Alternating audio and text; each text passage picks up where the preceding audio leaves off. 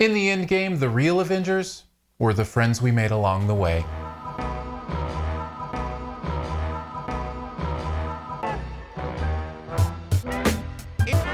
Avengers Endgame is the dramatic culmination of a decade of storytelling based in the Marvel Cinematic Universe.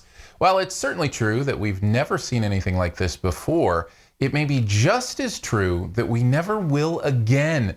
With the gang trying to recover and wrestle with the effects of Thanos in Infinity War, how will we wrestle and recover from what might unfold? Well, here's 5 things you might want to know about Endgame. Wow, this is an interesting one. I went back and forth as to whether or not to have spoilers in this or not. I went with not. That's what I've always done. A lot of people have told me they appreciate that I don't spoil things, so we're going to attempt to do that here. But this is a complex review for me because I had some of the most exciting, most incredible moments in all of my movie-going history, and I also had some things that really bothered me. So let's get into it and see where all that lands, shall we? First of all, this movie does not sacrifice what has defined the Marvel Cinematic Universe, and I love that.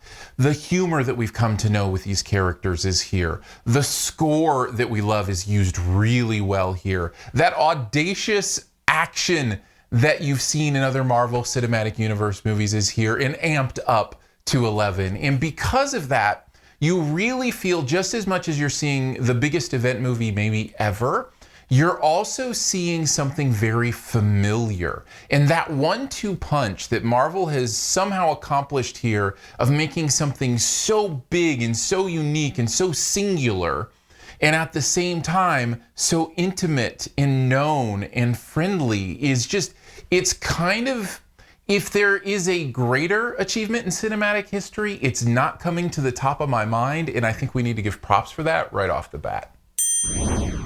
Can we just spend the next few moments talking about how amazing the balance, thank you Thanos, is in this movie?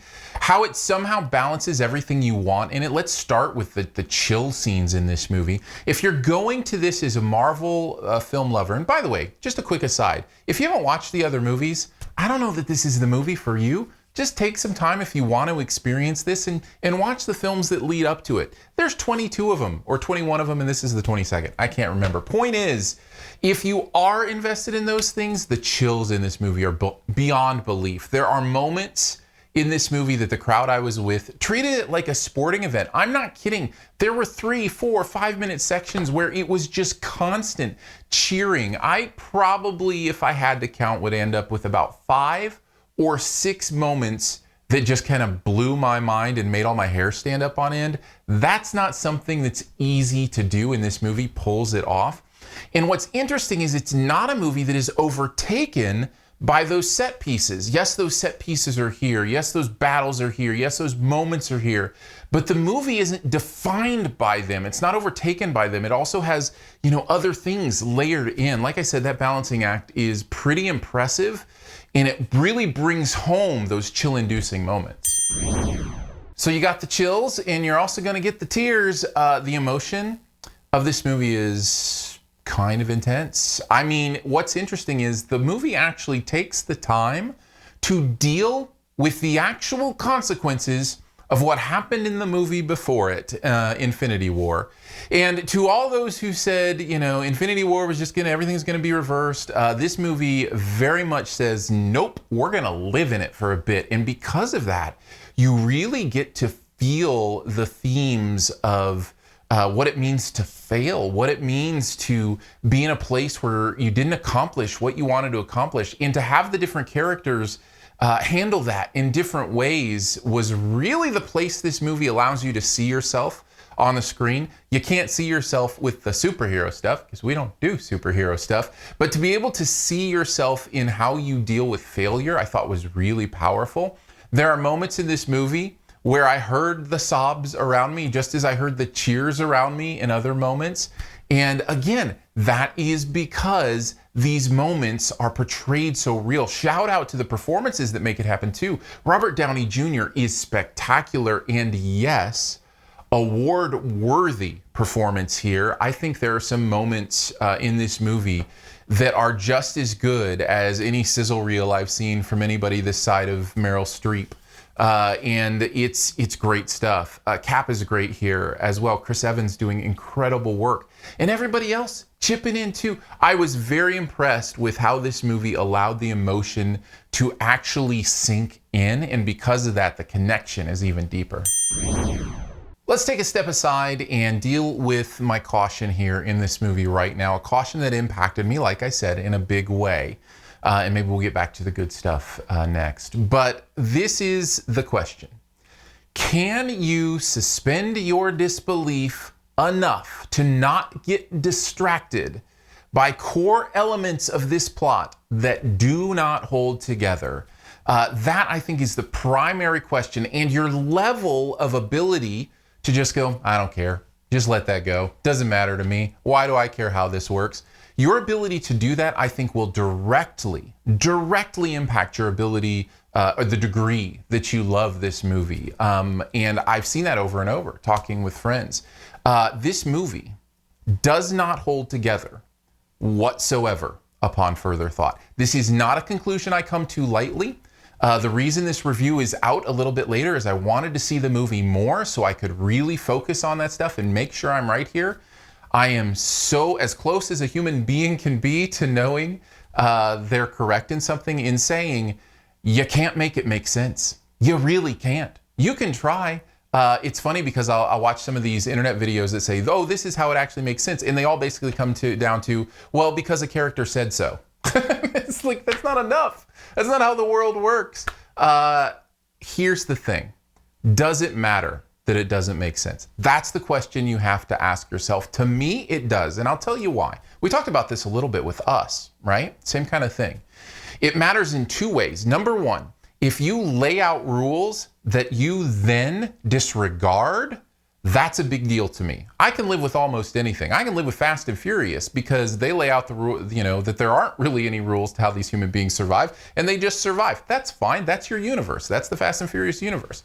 But when you lay out rules and then don't follow them, that bugs me. The other part of this whole thing is not having it both ways. And again, this is where spoilers would be helpful, but I'm not going to go there. This is a movie that wants to have its cake and eat it too. It wants to say, this thing isn't true, but then use that thing for a story part that it needs to happen. And that is very frustrating to me as well. Look, don't explain your universe if you're not really going to care about the rules of your universe. That's what it comes down to for me. And I don't think Avengers does that very well. I know that's kind of a bummer. I'm just saying there's a better movie here where you actually care about that stuff. And because there's a better movie, I have to mention it. But that's why I wanted to end with something positive, because this is an incredible film. This is about investment. And the reason this movie, the reason Endgame can work as well as it does, the reason you get the tears, the reason you get the chill bumps is because this is serial storytelling on the grandest scale we've ever seen. Television has been doing serial storytelling for a long time, but it's full of hiccups and things you have to get over. This is that kind of great storytelling on the biggest screen with the greatest actors, with the funnest special effects. This is serial storytelling being done like it's never been done before, and you can just feel it. This is the promise of Lord of the Rings and Harry Potter, these things that gave us these universes but did them in a condensed matter. This is all of that fulfilled even fuller. This is Game of Thrones with characters that you're introduced to and interweaving storylines, but done even grander on a grander scale. And that's saying something because Game of Thrones does stuff pretty grandly. Look, it is not hyperbole to speak of Avengers Endgame in these kind of terms. It is the greatest cinematic achievement we've ever seen on film. That means something. It is the most invested we've ever been in characters because of the way they've been brought to us and we've lived with them.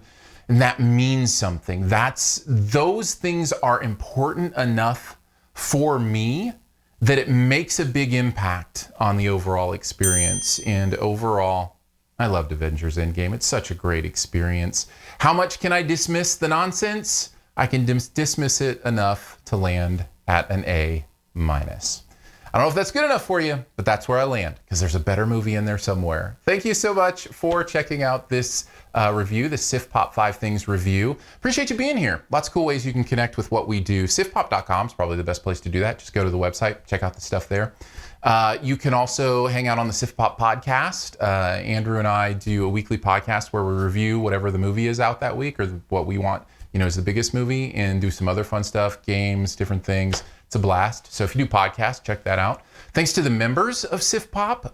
That's at patreon.com/SiftPop.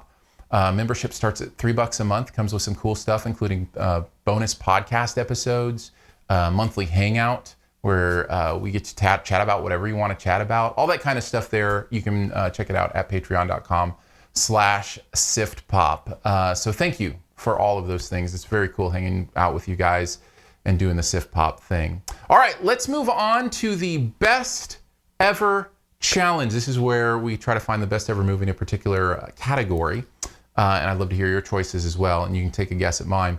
We're gonna do best ever movies that have the word end in the title. Endgame. So best ever movies with the word end in the title. And speaking of Game of Thrones, the clue for mine is I'm going to go with the one that sounds like, the title sounds like, kind of the eulogy they give when the Night's Watch lose their lives at the funerals. Similar. Not exactly, but similar. Take a guess at mine in the comments. First person to get it right does get that SiftPop point, and I'd love to take a guess at yours as well, so you can leave that there too. As always, I'll give a few extra seconds to hit subscribe to the SiftPop YouTube channel. When it pops up, just click the logo.